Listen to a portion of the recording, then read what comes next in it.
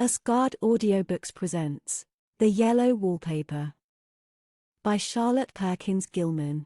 It is very seldom that mere ordinary people like John and myself secure ancestral halls for the summer.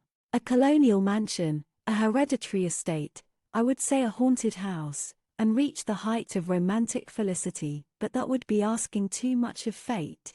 Still, I will proudly declare that there is something queer about it. Else, why should it be let so cheaply?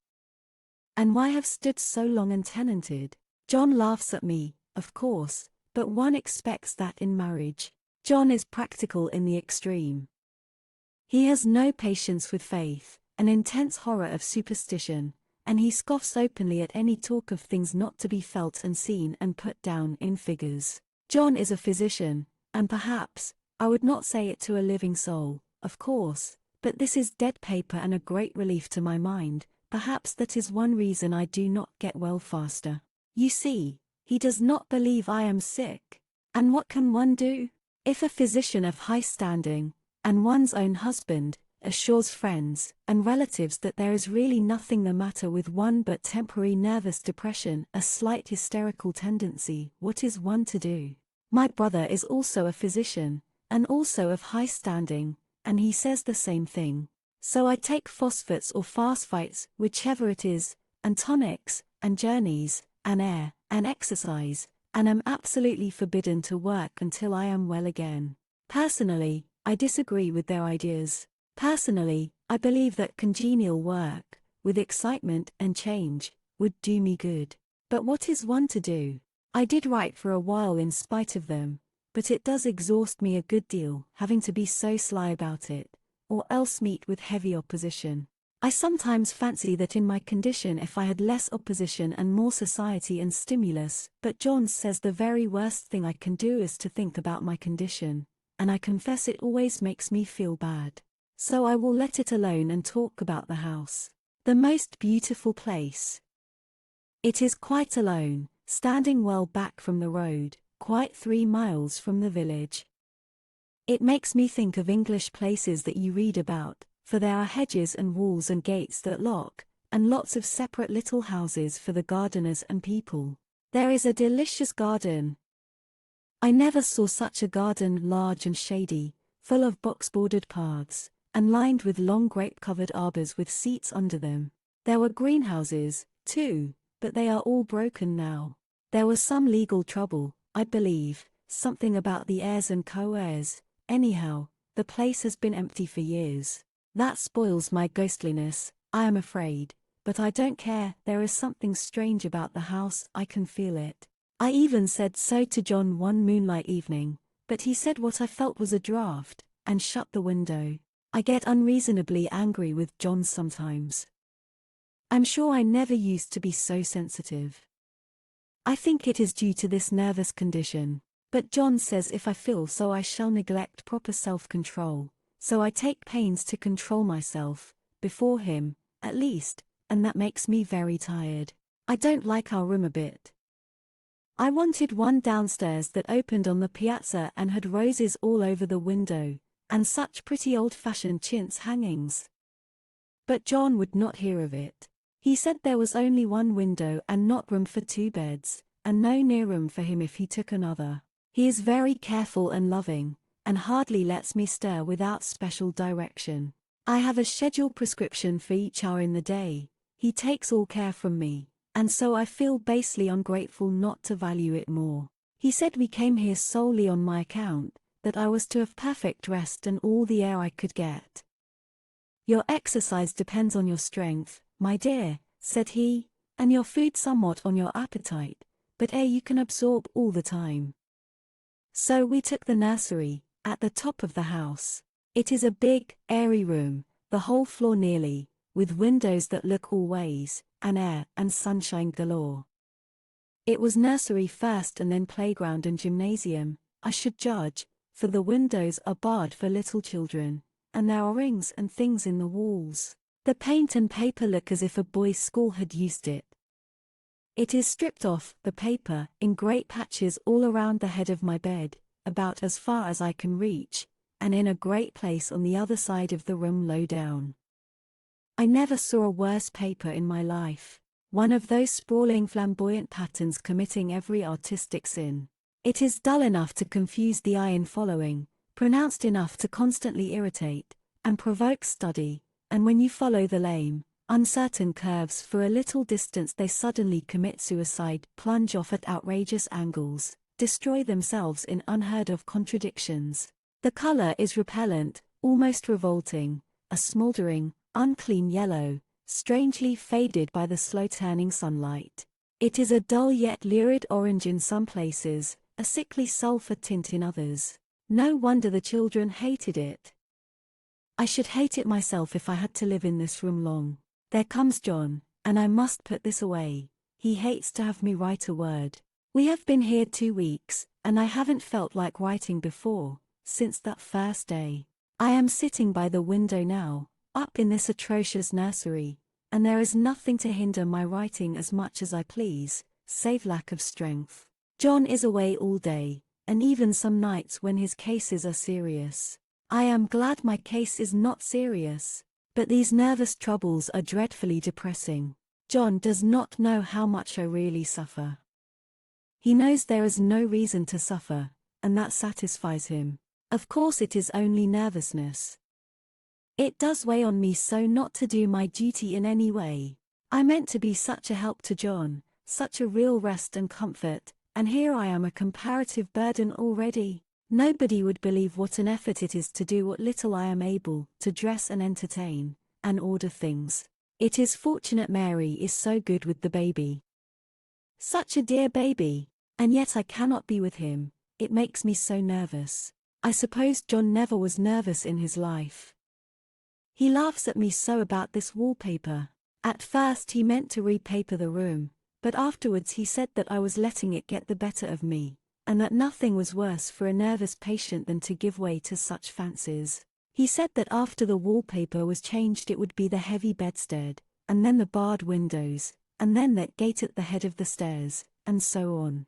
You know the place is doing you good, he said, and really, dear, I don't care to renovate the house just for a 3 months rental. Then do let us go downstairs, I said, there are such pretty rooms there. Then he took me in his arms and called me a blessed little goose, and said he would go down cellar if I wished, and have it whitewashed into the bargain. But he is right enough about the beds and windows and things. It is as airy and comfortable a room as anyone need wish, and, of course, I would not be so silly as to make him uncomfortable just for a whim. I'm really getting quite fond of the big room, all but that horrid paper. Out of one window I can see the garden, those mysterious deep-shaded arbors, the riotous old-fashioned flowers, and bushes, and gnarly trees. Out of another I get a lovely view of the bay and a little private wharf belonging to the estate. There is a beautiful shaded lane that runs down there from the house. I always fancy I see people walking in these numerous paths and arbors, but John has cautioned me not to give way to fancy in the least. He says that with my imaginative power and habit of story-making a nervous weakness like mine is sure to lead to all manner of excited fancies, and that I ought to use my will and good sense to check the tendency. So I try. I think sometimes that if I were only well enough to write a little it would relieve the press of ideas and rest me, but I find I get pretty tired when I try. It is so discouraging not to have any advice and companionship about my work. When I get really well, John says we will ask Cousin Henry and Julia down for a long visit, but he says he would as soon put fireworks in my pillowcase as to let me have those stimulating people about now.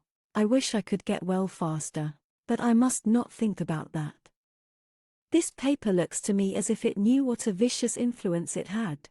There is a recurrent spot where the pattern lolls like a broken neck and 2 bulbous eyes stare at you upside down. I get positively angry with the impertinence of it and the everlastingness. Up and down and sideways they crawl, and those absurd, unblinking eyes are everywhere. There is one place where 2 breadths didn't match, and the eyes go all up and down the line, one a little higher than the other. I never saw so much expression in an inanimate thing before, and we all know how much expression they have. I used to lie awake as a child and get more entertainment and terror out of blank walls and plain furniture than most children could find in a toy store.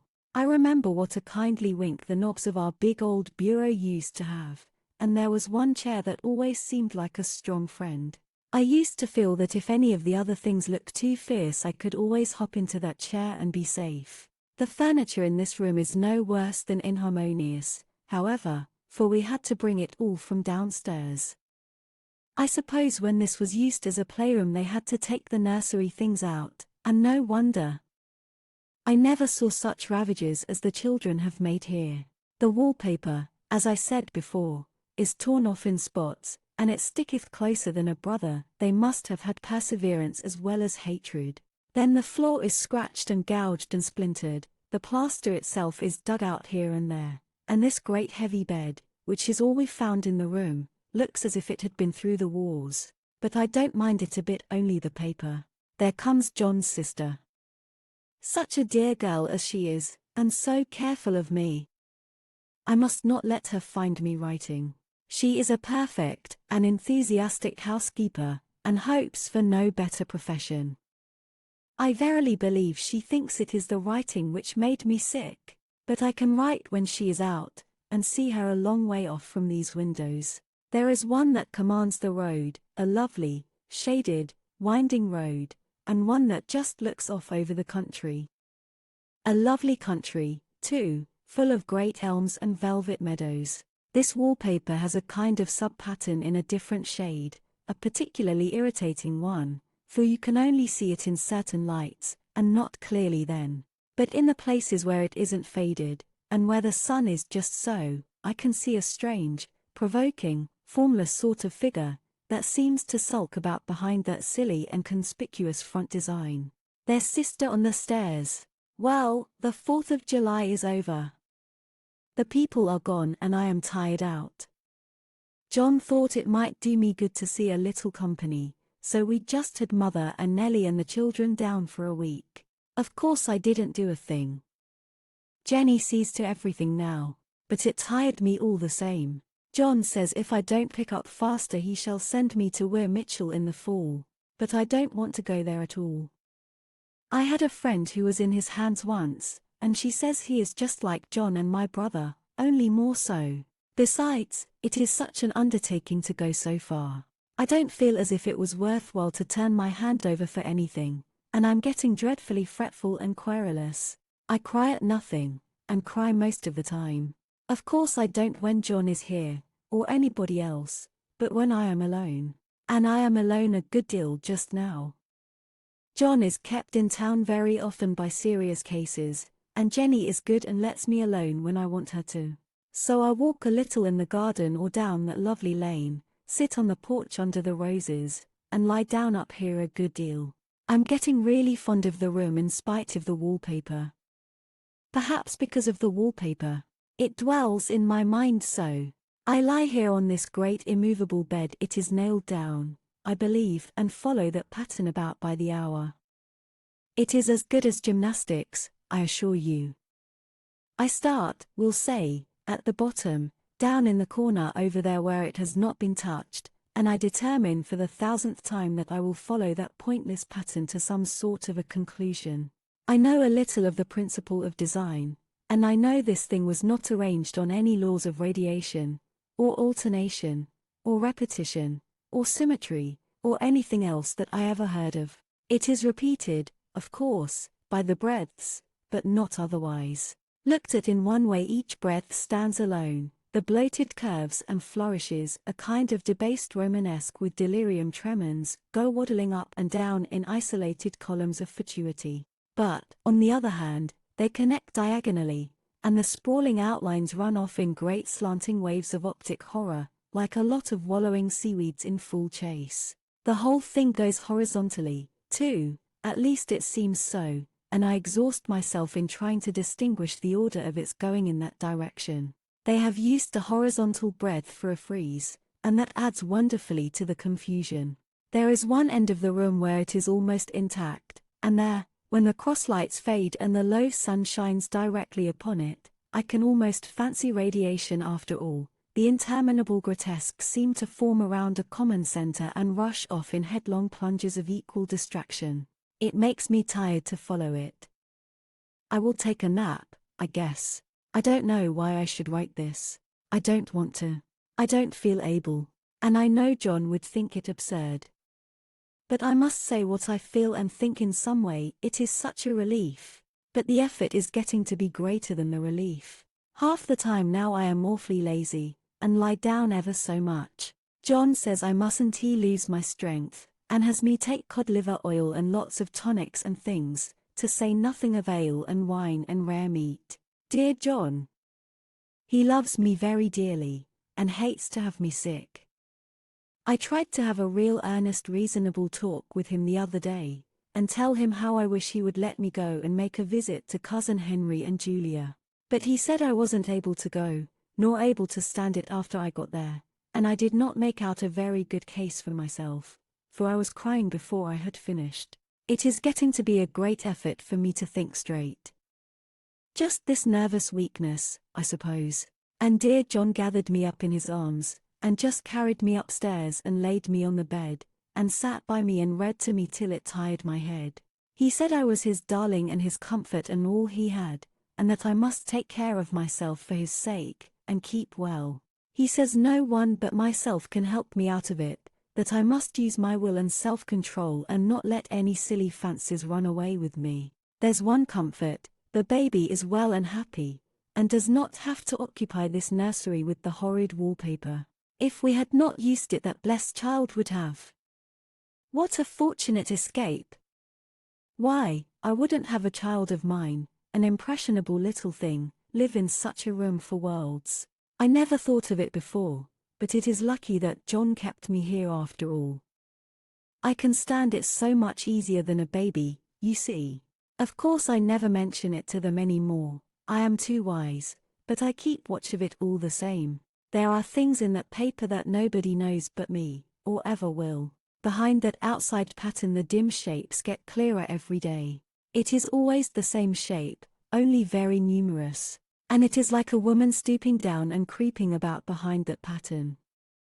I don't like it a bit. I wonder, I begin to think, I wish John would take me away from here. It is so hard to talk with John about my case, because he is so wise, and because he loves me so. But I tried it last night. It was moonlight. The moon shines in all around, just as the sun does. I hate to see it sometimes, it creeps so slowly, and always comes in by one window or another. John was asleep and I hated to waken him, so I kept still and watched the moonlight on that undulating wallpaper till I felt creepy. The faint figure behind seemed to shake the pattern, just as if she wanted to get out. I got up softly and went to feel and see if the paper did move, and when I came back John was awake. "What is it, little girl?" he said. "Don't go walking about like that, you'll get cold." I thought it was a good time to talk, so I told him that I really was not gaining here, and that I wished he would take me away. "Why, darling," said he, "our lease will be up in 3 weeks, and I can't see how to leave before. The repairs are not done at home, and I cannot possibly leave town just now. Of course if you were in any danger I could and would, but you really are better, dear, whether you can see it or not. I am a doctor, dear, and I know. You are gaining flesh and color, your appetite is better. I feel really much easier about you. I don't weigh a bit more," said I, "nor as much, and my appetite may be better in the evening, when you are here, but it is worse in the morning when you are away." "Bless her little heart," said he with a big hug, "she shall be as sick as she pleases. But now let's improve the shining hours by going to sleep, and talk about it in the morning." "And you won't go away?" I asked gloomily. "Why, how can I, dear? It is only 3 weeks more and then we will take a nice little trip of a few days while Jenny is getting the house ready." "Really, dear, you are better." "Better in body perhaps," I began, and stopped short, for he sat up straight and looked at me with such a stern, reproachful look that I could not say another word. "My darling," said he, "I beg of you, for my sake and for our child's sake, as well as for your own, that you will never for one instant let that idea enter your mind. There is nothing so dangerous, so fascinating, to a temperament like yours. It is a false and foolish fancy. Can you not trust me as a physician when I tell you so? So of course I said no more on that score, and we went to sleep before long. He thought I was asleep first, but I wasn't. I lay there for hours trying to decide whether that front pattern and the back pattern really did move together or separately. On a pattern like this, by daylight, there is a lack of sequence, a defiance of law, that is a constant irritant to a normal mind. The color is hideous enough, and unreliable enough, and infuriating enough, but the pattern is torturing. You think you have mastered it, but just as you get well underway in following, it turns a back somersault and there you are. It slaps you in the face, knocks you down, and tramples upon you. It is like a bad dream. The outside pattern is a florid arabesque, reminding one of a fungus. If you can imagine a toadstool in joints, an interminable string of toadstools, budding and sprouting in endless convolutions, why, that is something like it. That is, sometimes. There is one marked peculiarity about this paper, a thing nobody seems to notice but myself, and that is that it changes as the light changes. When the sun shoots in through the east window, I always watch for that first long, straight ray. It changes so quickly that I never can quite believe it. That is why I watch it always. By moonlight, the moon shines in all night. When there is a moon, I wouldn't know it was the same paper. At night, in any kind of light, in twilight, candlelight, lamplight, and worst of all by moonlight, it becomes bars.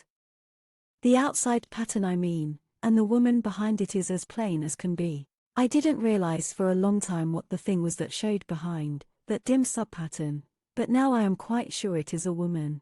By daylight she is subdued, quiet. I fancy it is the pattern that keeps her so still. It is so puzzling. It keeps me quiet by the hour. I lie down ever so much now. John says it is good for me, and to sleep all I can. Indeed, he started the habit by making me lie down for an hour after each meal. It is a very bad habit, I am convinced, for, you see, I don't sleep. And that cultivates deceit, for I don't tell them I'm awake. Oh, no.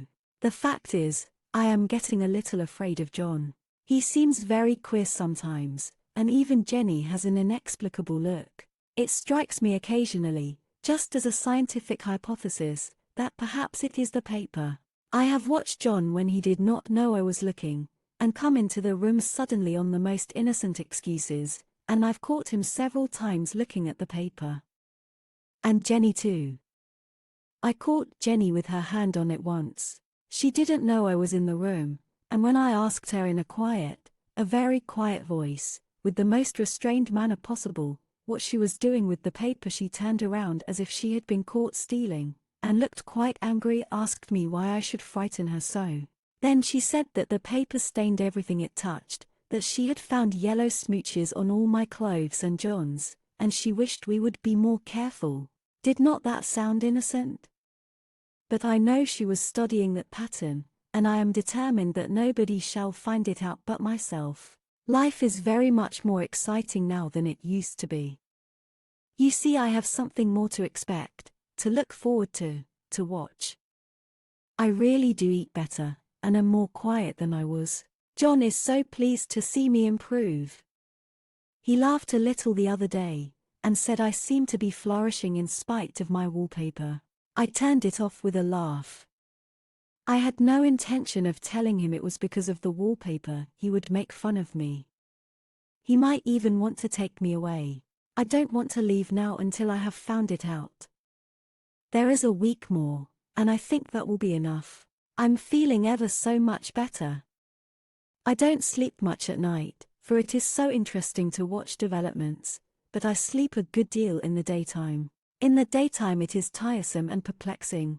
There are always new shoots on the fungus, and new shades of yellow all over it.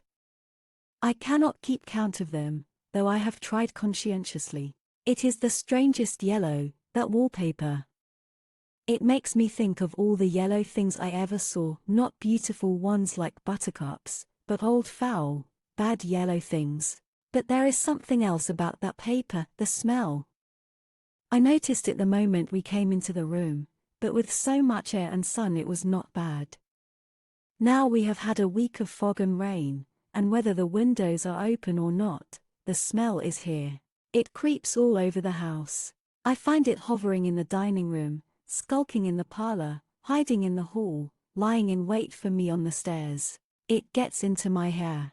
Even when I go to ride, if I turn my head suddenly and surprise it, there is that smell. Such a peculiar odor, too. I have spent hours in trying to analyze it, to find what it smelled like. It is not bad at first, and very gentle, but quite the subtlest, most enduring odor I ever met. In this damp weather it is awful. I wake up in the night and find it hanging over me. It used to disturb me at first. I thought seriously of burning the house to reach the smell, but now I am used to it. The only thing I can think of that it is like is the color of the paper. A yellow smell. There is a very funny mark on this wall, low down, near the markboard. A streak that runs round the room. It goes behind every piece of furniture, except the bed, a long, straight, even smooch, as if it had been rubbed over and over. I wonder how it was done and who did it, and what they did it for. Round and round and round, round and round and round, it makes me dizzy. I really have discovered something at last. Through watching so much at night, when it changes so, I have finally found out. The front pattern does move, and no wonder. The woman behind shakes it.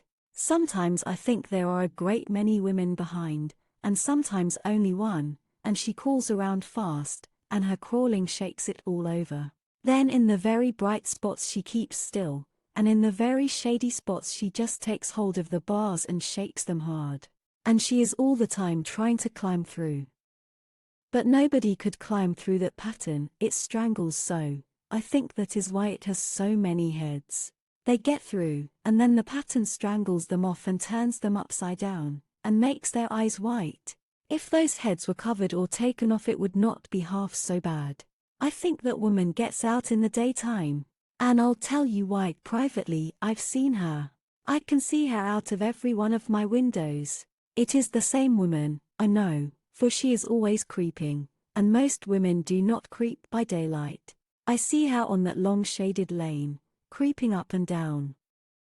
I see her in those dark grape arbors, creeping all around the garden. I see her on that long road under the trees, creeping along, and when a carriage comes she hides under the blackberry vines. I don't blame her a bit.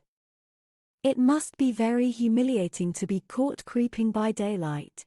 I always lock the door when I creep by daylight. I can't do it at night, for I know John would suspect something at once. And John is so queer now, that I don't want to irritate him. I wish he would take another room. Besides, I don't want anybody to get that woman out at night but myself. I often wonder if I could see her out of all the windows at once. But, turn as fast as I can only see out of one at one time. And though I always see her she may be able to creep faster than I can turn.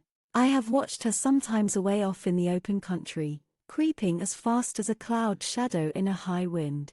If only that top pattern could be gotten off from the under one. I mean to try it, little by little. I have found out another funny thing, but I shan't tell it this time.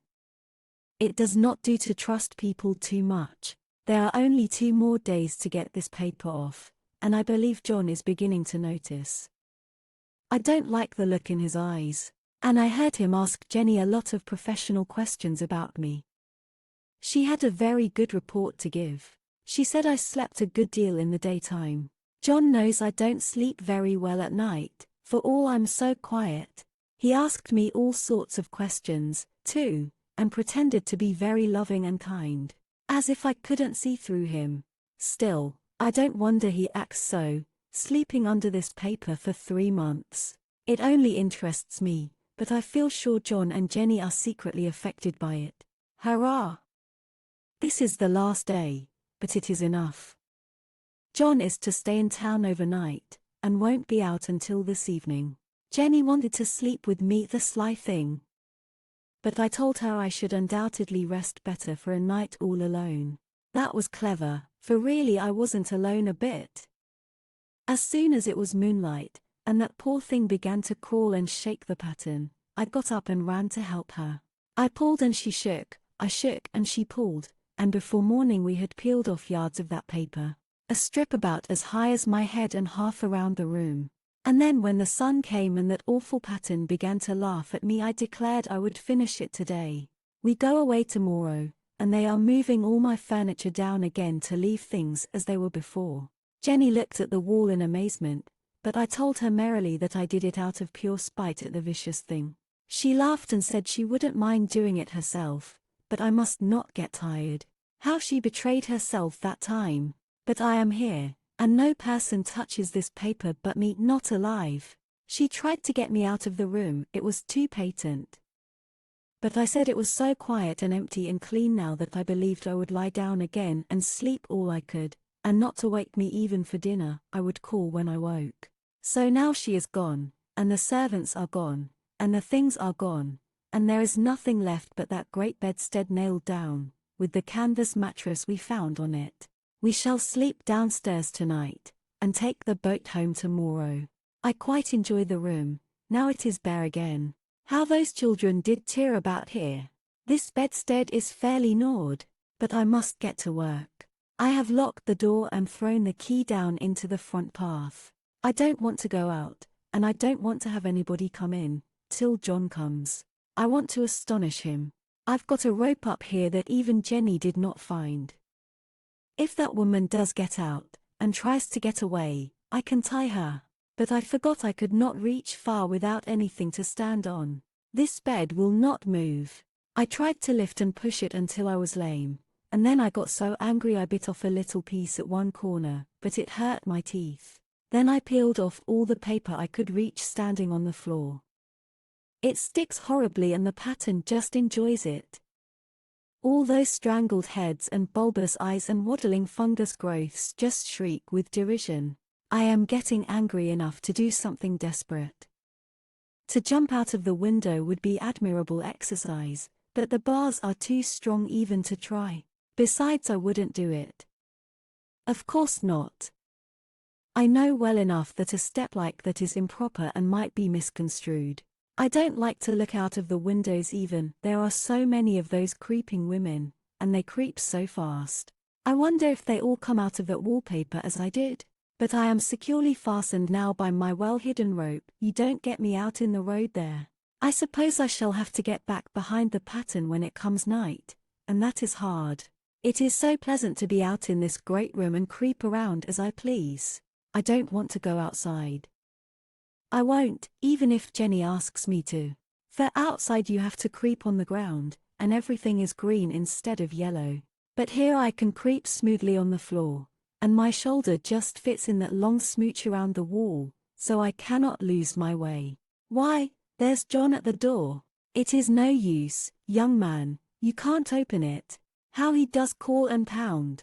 Now he's crying for an axe. It would be a shame to break down that beautiful door. John dear, said I in the gentlest voice, the key is down by the front steps, under a plantain leaf. That silenced him for a few moments. Then he said very quietly indeed, open the door, my darling. I can't, said I, the key is down by the front door under a plantain leaf. And then I said it again, several times, very gently and slowly, and said it so often that he had to go and see, and he got it, of course, and came in. He stopped short by the door. What is the matter? He cried. For God's sake, what are you doing? I kept on creeping just the same, but I looked at him over my shoulder. I've got out at last, said I, in spite of you and Jane. And I've pulled off most of the paper, so you can't put me back. Now why should that man have fainted? But he did, and right across my path by the wall, so that I had to creep over him every time. The end. Thanks for listening.